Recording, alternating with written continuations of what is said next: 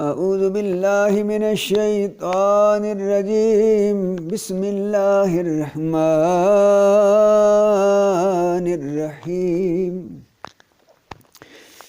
والمحسنات من النساء إلا ما ملكت أيمانكم كتاب الله عليكم وحل لكم ما وراء ذلكم أن تبتغوا بأموالكم محسنين غير مسافحين فما استمتعتم به منهن فآتوهن أجورهن فريضة ولا جناح عليكم فيما تراضيتم به من بعد الفريضة إن الله كان عليما حكيما ومن لم يستطع منكم طولا أن ينكح المحصنات المؤمنات فمما ملكت أيمانكم من فتياتكم المؤمنات والله أعلم بإيمانكم بعضكم من بعض فانكحوهن بإذن أهلهن وآتوهن أجورهن بالمعروف محصنات غير مسافحات ولا متخذات أخدان فإذا أحصن فإن أتين بفاحشة فعليهن نصف ما على المحصنات من العذاب ذلك لمن خشي اللعنة منكم وأن تصبروا خير لكم والله غفور رحيم يريد الله ليبين لكم ويهديكم سنن الذين من قبلكم ويتوب عليكم والله عليم حكيم والله يريد أن يتوب عليكم ويريد الذين يتبعون الشهوات أن تميلوا ميلا عظيما يريد الله أن يخفف عنكم وخلق الإنسان ضعيفا يا أيها الذين آمنوا لا تأكلوا أموالكم بينكم بالباطل إلا أن تكون تجارة عن تراض منكم ولا تقتلوا أنفسكم إن الله كان بكم رحيما ومن يفعل ذلك عدوانا وظلما فسوف نصليه نارا وكان ذلك على الله يسيرا إن تجتنبوا كبائر ما تنهون عنه نكفر عنكم سيئاتكم وندخلكم مدخلا كريما ولا تتمنوا ما فضل الله به بعضكم على بعض للرجال نصيب مما اكتسبوا وللنساء نصيب مما اكتسبن واسألوا الله من فضله إن الله كان بكل شيء عليما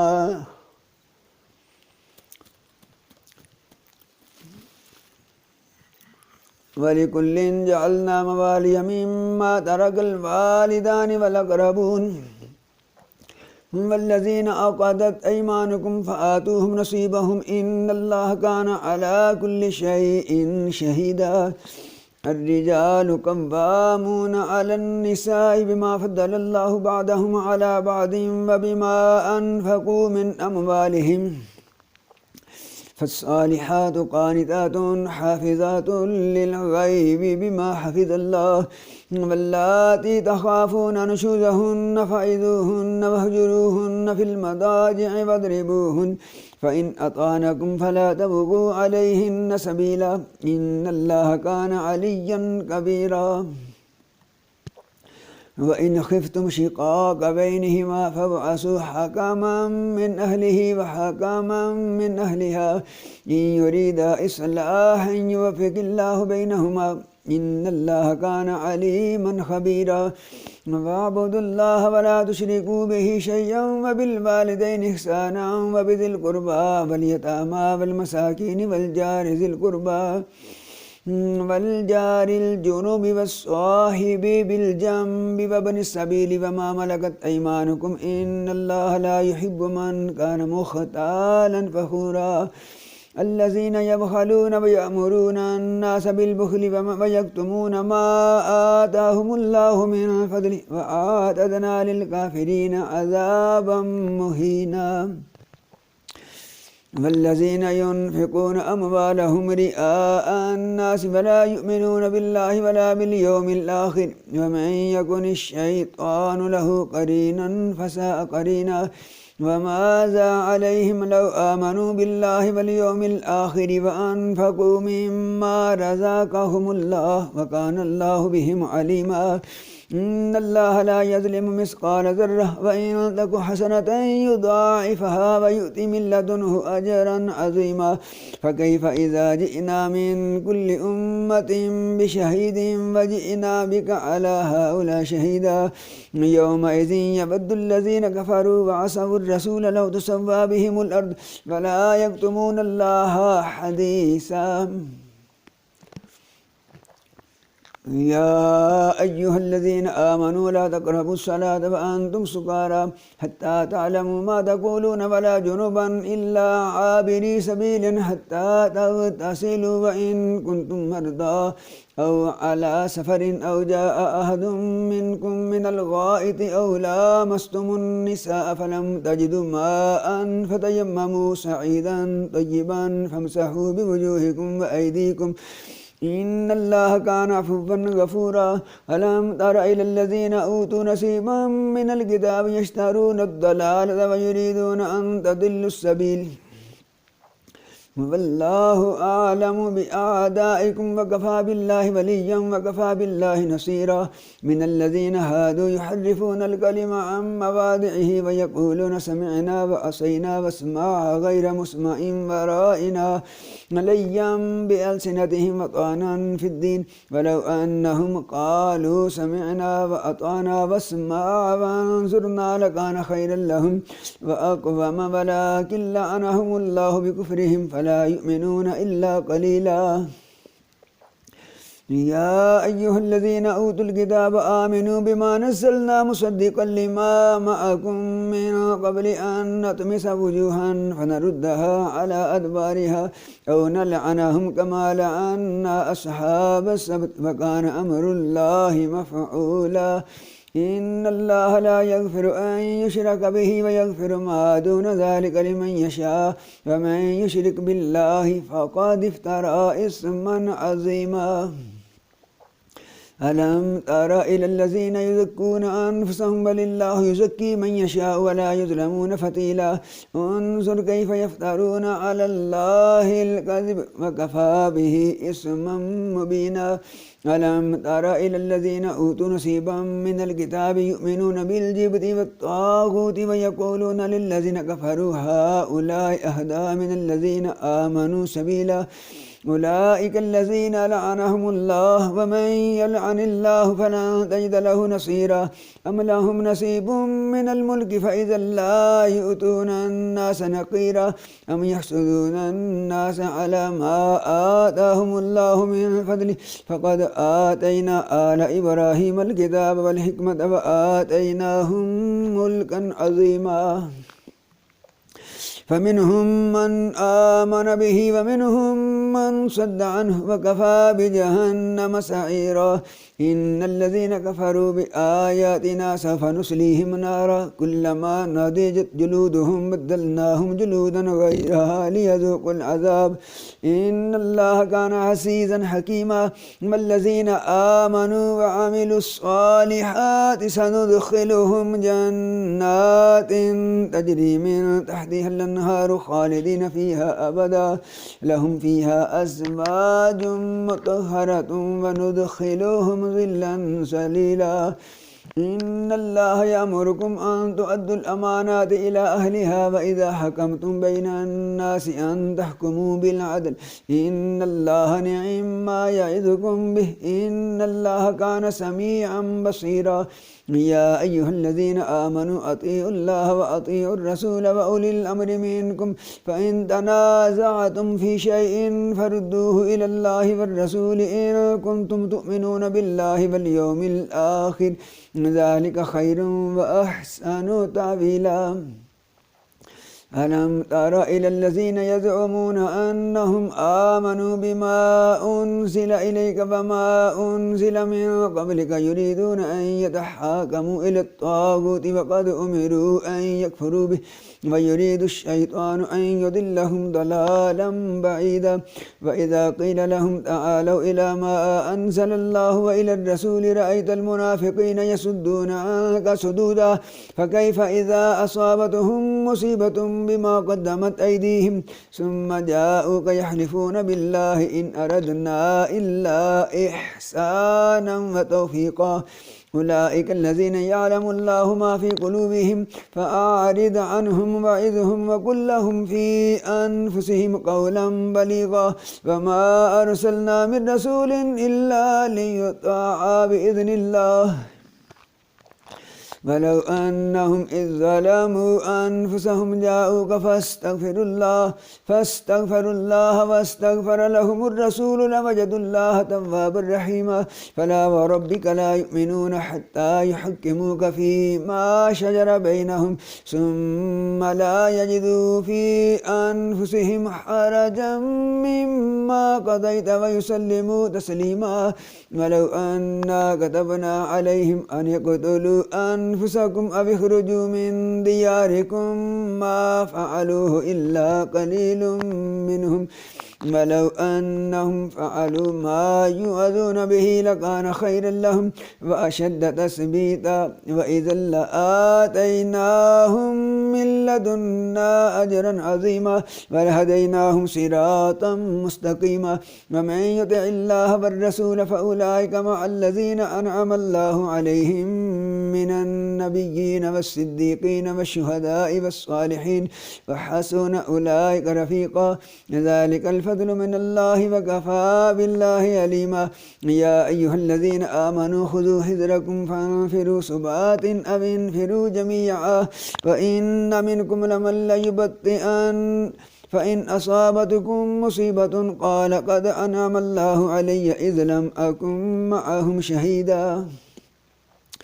ولئن أصابكم فضل من الله ليقولن كأن لم تكن بينكم وبينه مودة يا ليتني كنت معهم فأفوز فوزا عظيما فليقاتل في سبيل الله الذين يشرون الحياة الدنيا بالآخرة ومن يقاتل في سبيل الله فيقتل أو يغلب فسوف نؤتيه أجرا عظيما وما لكم لا تقاتلون في سبيل الله والمستضعفين من الرجال والنساء والولدان الذين يقولون ربنا أخرجنا من هذه القرية الظالم أهلها واجعل لنا من لدنك وليا واجعل لنا من لدنك نصيرا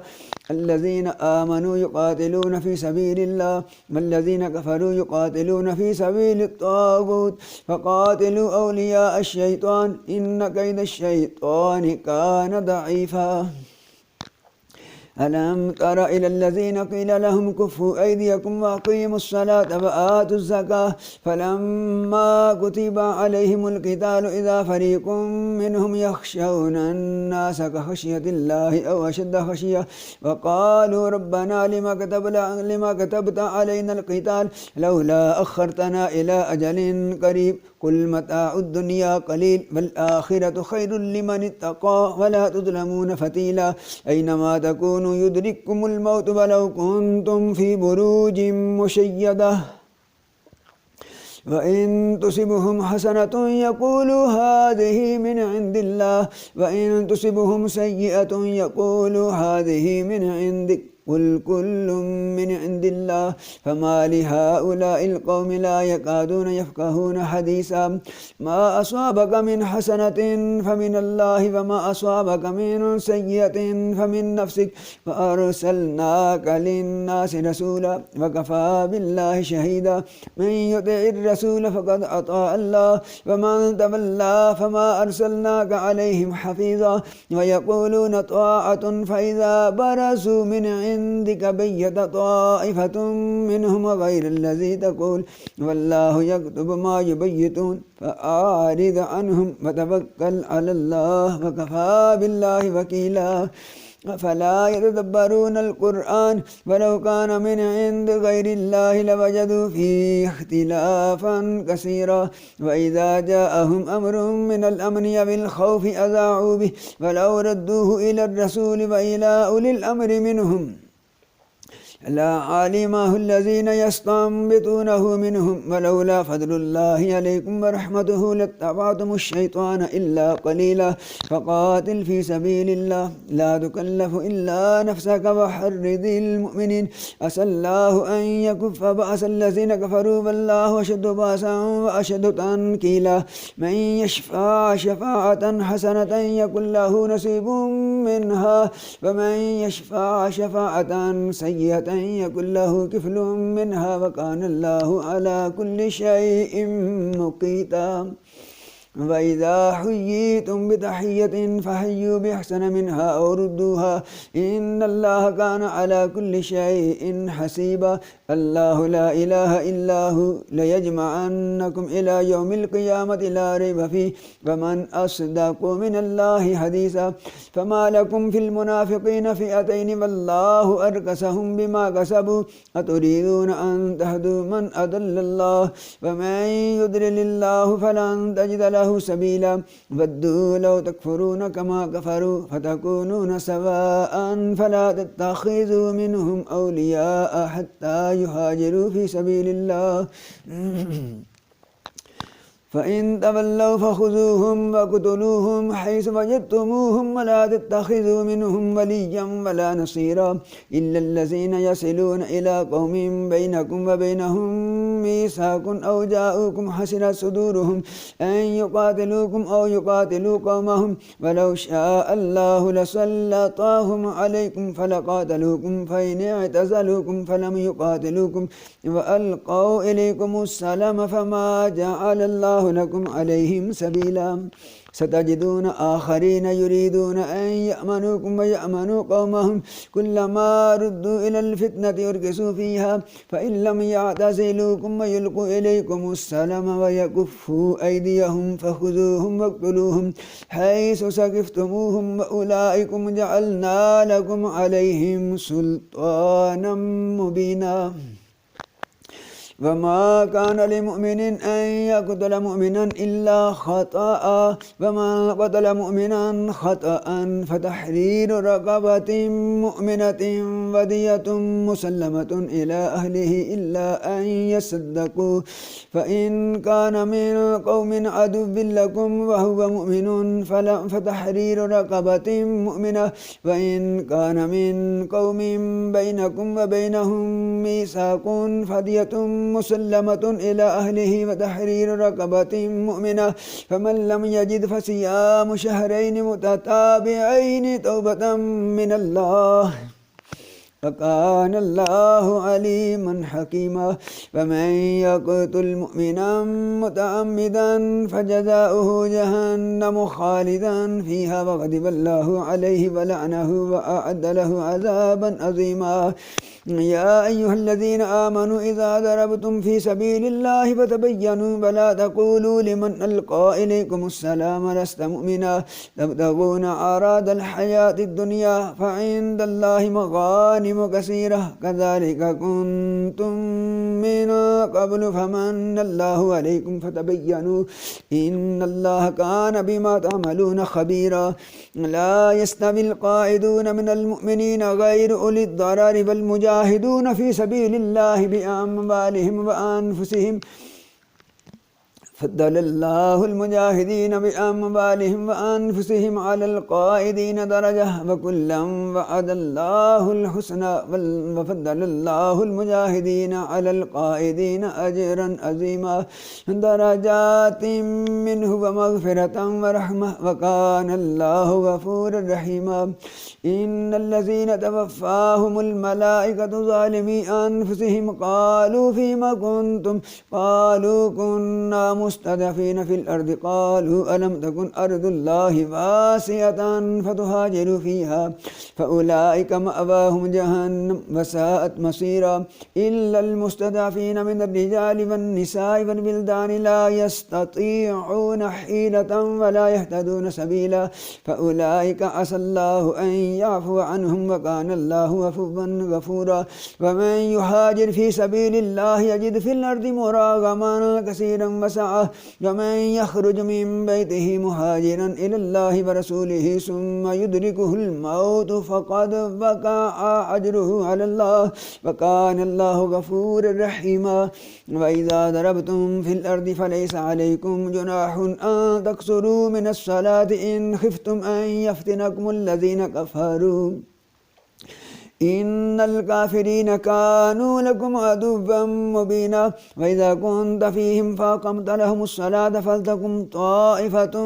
منهم معك وليأخذوا أسلحتهم فإذا سجدوا فليكونوا من ورائكم ولتأت طائفة أخرى لم يصلوا فليصلوا معك وليأخذوا حذرهم وأسلحتهم فبدل الذين كفروا لو تغفلون عن أسلحتكم وأمتعتكم فيميلون عليكم ميلة واحدة ولا جناح عليكم إن كان بكم أذى من مطر أو كنتم مرضى أن تدعوا أسلحتكم وخذوا خذركم إن الله أعد للكافرين عذابا مهينا فإذا قضيتم الصلاة فاذكروا الله قياما وقعودا وعلى جنوبكم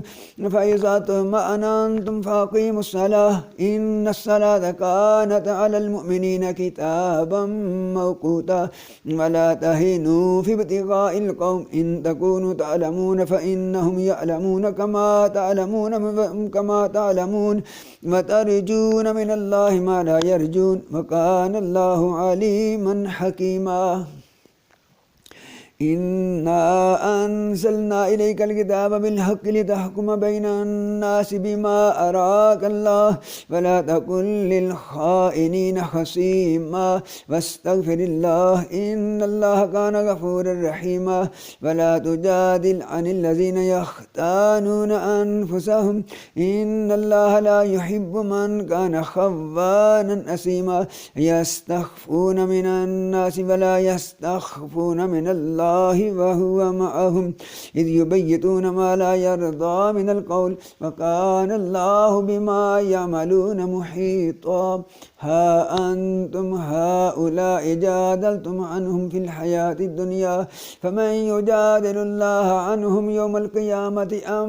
من يكون عليهم وكيلا ومن يعمل سوءا أو يظلم نفسه ثم يستغفر الله يجد الله غفورا رحيما ومن يكسب إثما فإنما يكسبه على نفسه وكان الله عليما حكيما ومن يكسب خطيئة أو إثما ثم يرمي به بريئا فقد احتمل بهتانا وإثما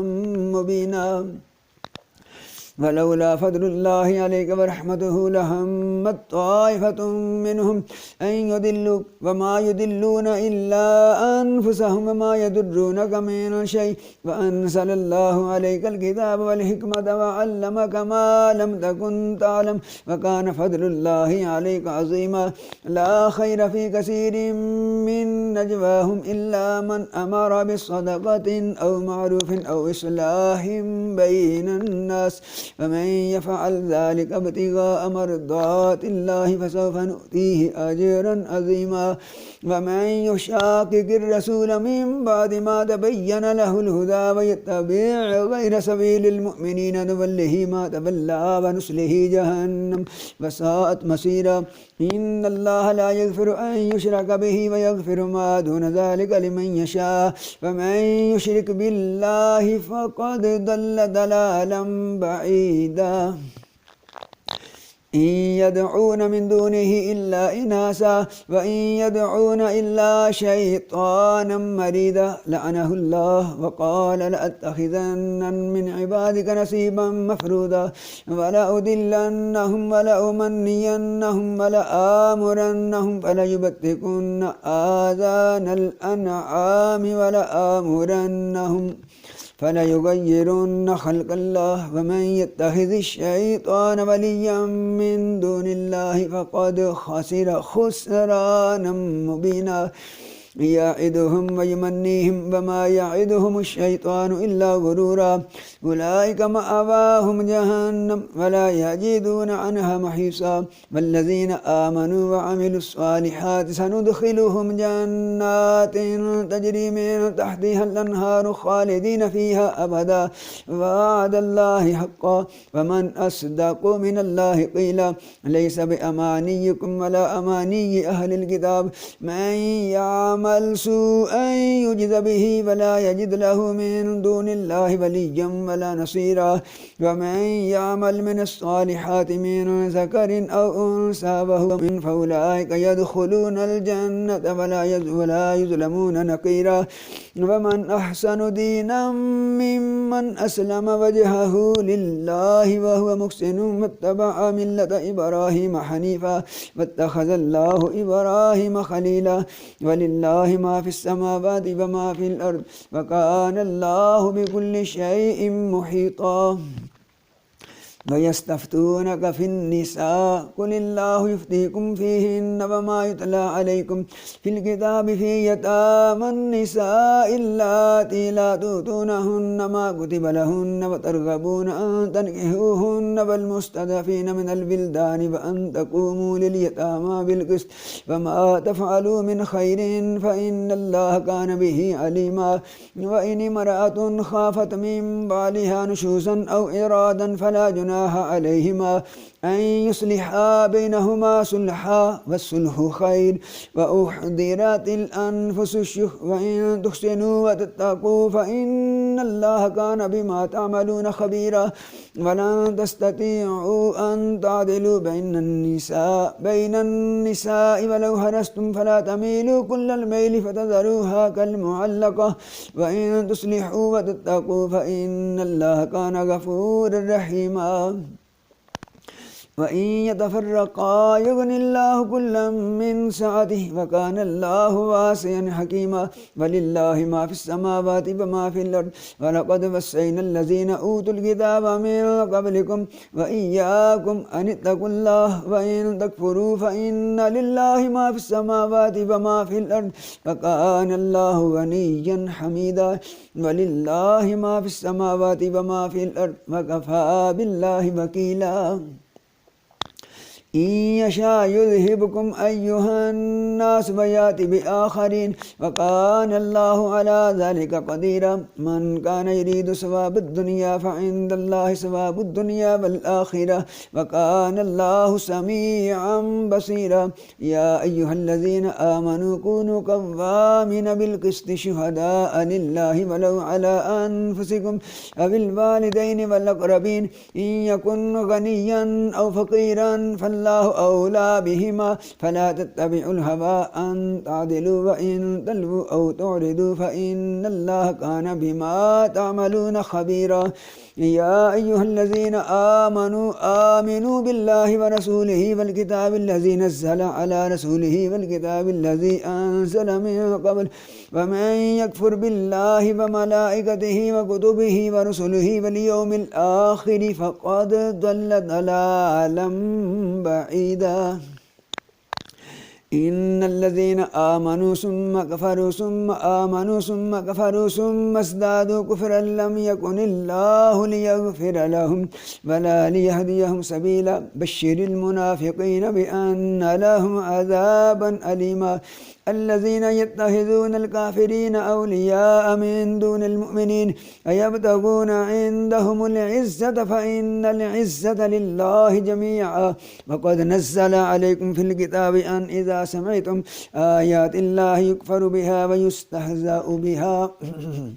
فلا تقعدوا معهم حتى يخوضوا في حديث غيره إنكم إذا مثلهم إن الله جامع المنافقين والكافرين في جهنم جميعا الذين يتربصون بكم فإن كان لكم فتح من الله قالوا ألم نكن معكم وإن كان للكافرين نصيب قالوا ألم نستحوذ عليكم ونمنعكم من المؤمنين فالله يحكم بينكم يوم القيامة ولن يجعل الله للكافرين على المؤمنين سبيلا إن المنافقين يخادعون الله وهو خادعهم وإذا قاموا إلى الصلاة قاموا كسالى يراءون الناس ولا يذكرون الله إلا قليلا مذبذبين بين ذلك لا إله هؤلاء ولا إله هؤلاء ومن يضلل الله فلن تجد له سبيلا يا أيها الذين آمنوا لا تتخذوا الكافرين أولياء من دون المؤمنين أتريدون أن تجعلوا لله عليكم سلطانا مبينا إن المنافقين في الدرك الأسفل من النار ولن تجد لهم نصيرا إلا الذين تابوا وأصلحوا واعتصموا بالله وأخلصوا دينهم لله فأولئك مع المؤمنين وسوف يؤتي الله المؤمنين أجرا عظيما ما يفعل الله بعذابكم إن شكرتم وآمنتم وكان الله شاكرا عليما